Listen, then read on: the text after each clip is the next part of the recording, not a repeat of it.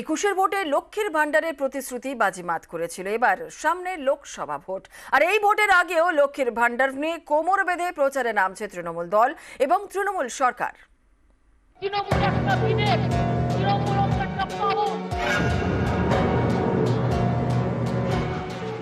লক্ষ্মীর ভান্ডার ২১-এর বিধানসভা ভোটের আগে এই প্রকল্প চালুর প্রতিশ্রুতি দেন মমতা বন্দ্যোপাধ্যায়।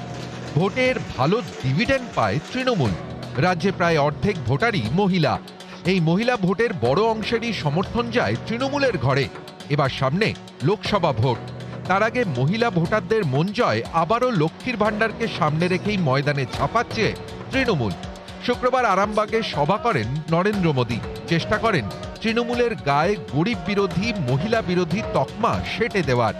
পাল্টা লক্ষ্মীর ভান্ডার প্রকল্পকে সামনে রেখে কোমর বেঁধে প্রচারে রাজ্যের শাসক শিবির। ইতিমধ্যেই মমতা বন্দ্যোপাধ্যায় এই প্রকল্পের ভাতা দ্বিগুণ করে দিয়েছেন। ৫০০ টাকা থেকে বাড়িয়ে মাসে মাসে ১,০০০ টাকা। এই ভাতা বৃদ্ধি নিয়ে তৃণমূল দল এবং তৃণমূল সরকার জোর প্রচারে নামছে। নবান্নর নির্দেশ, গ্রামে গ্রামে ঘুরে মাইকে প্রচার করতে হবে, হোর্ডিং ব্যানার লাগাতে হবে। ৫০০ টাকা বেড়ে গিয়ে এখন হলো ১,০০০। তপশিলি মা বোনেরা ১২০০ পাবে এবার। মেয়ে হয়ে জন্ম নিয়ে এই বাংলার বুকে লক্ষ্মীর ভান্ডারের ভাতা বাড়ানোর বিষয়কেই প্রচারের অন্যতম কৌশল করছে নবান্ন।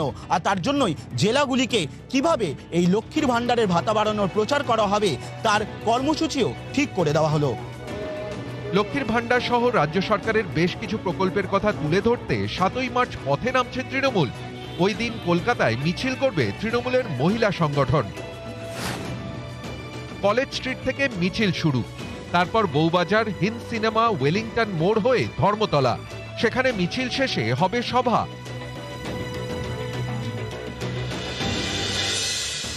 এপ্রিল থেকে লক্ষ্মীর ভান্ডারের দ্বিগুণ টাকা। শুধু তাই নয়, কেন্দ্রীয় সরকারের প্রকল্প ১০০ দিনের কাজের বকেয়া টাকাও মিটিয়েছে রাজ্য সরকার। একেও প্রচারে হাতিয়ার করবে তৃণমূল। ১০ই মার্চ ব্রিগেডের মঞ্চে আনা হবে বঞ্চিতদের। লক্ষ্য একটাই, মোদী সরকারের বিরুদ্ধে বঞ্চনার অভিযোগে আরো শান দেওয়া এবং তৃণমূল সরকার যে মহিলা এবং গরিবের পাশে সেই বার্তা দেওয়া। নিউজ ১৮ বাংলা।